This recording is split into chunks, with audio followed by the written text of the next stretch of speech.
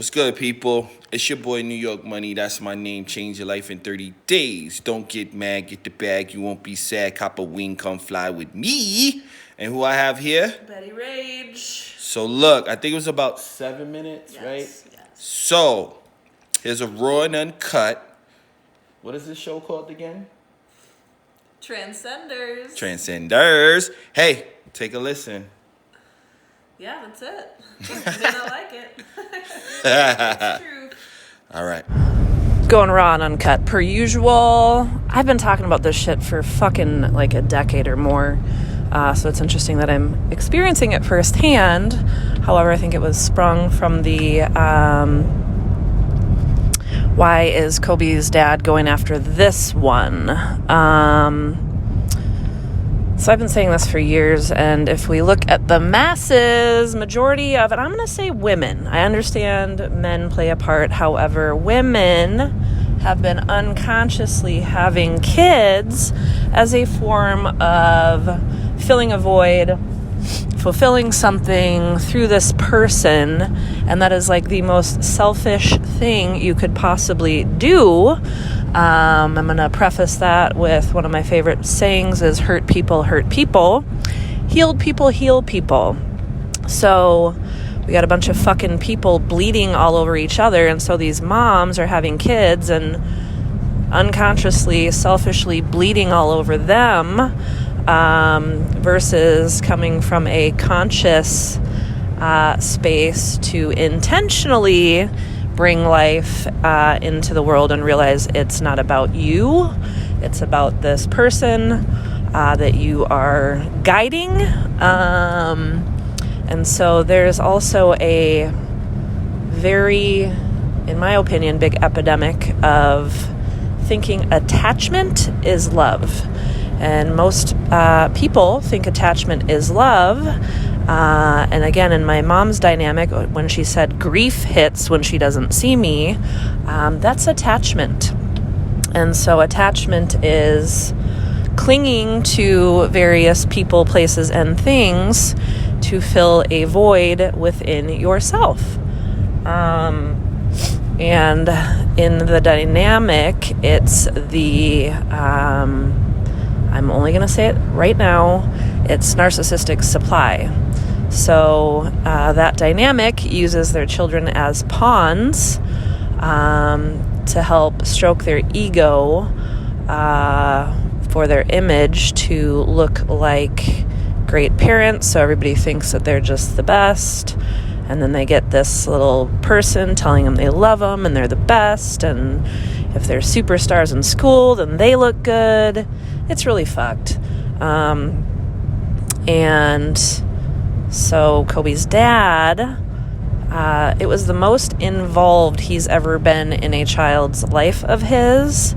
However, I was also very intentional about that, having fallen for his false story with all the couple baby mamas that never had him be involved. And so I think he got to experience, too, being consistently in this child's life, and he got his ego stroked all the time because, oh, you're such a good dad, and your kid is so cute, and look at what he does at the gym, and how great of you to be in his life, and all whatever fucking narrative. I don't understand it. And then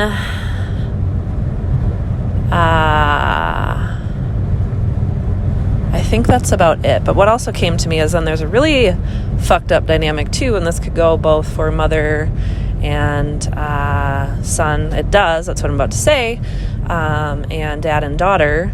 The whole dynamic of like 40-year-old fucking men still living with their moms.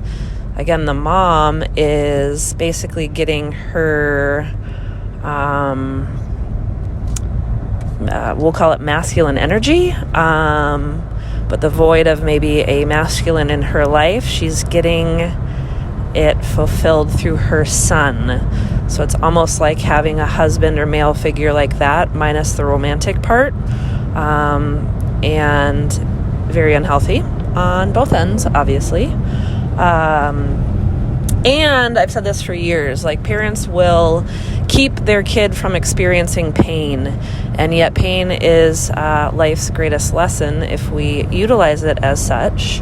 And so parents selfishly don't want their kids to feel pain because, in my opinion, the parent would feel pain. Whereas if you allow your children to experience the pain, gain the lesson, and use it as fuel forward, that would be the idea. So between my mom and Kobe's dad, they're both latching on to me as well as Kobe as a means to fill their fucking void and darkness.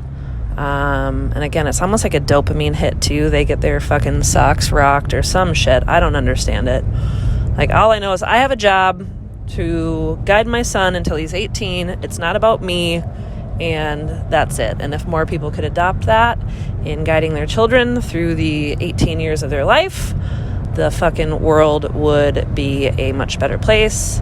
And may I suggest that you heal yourself before you contemplate having children. Oh, and the other thing goes back to women in getting pregnant. I've always asked, like, do we not know how this goes? Having sex leads to children, okay?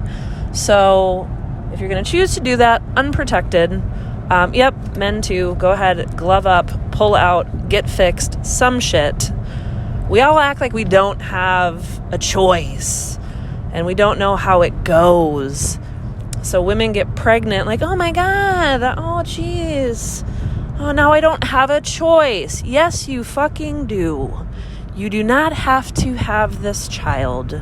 There are many options. And so already right off the fucking bat, you're starting into parenthood in the victim mindset. What kind of fucking energy does that fucking set up?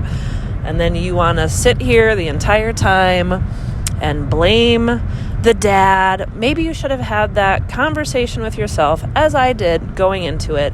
If the dad is not around, are you 1000% willing to do whatever it takes on your own to raise this child? And if you're not, you probably needn't be stepping into such a large task.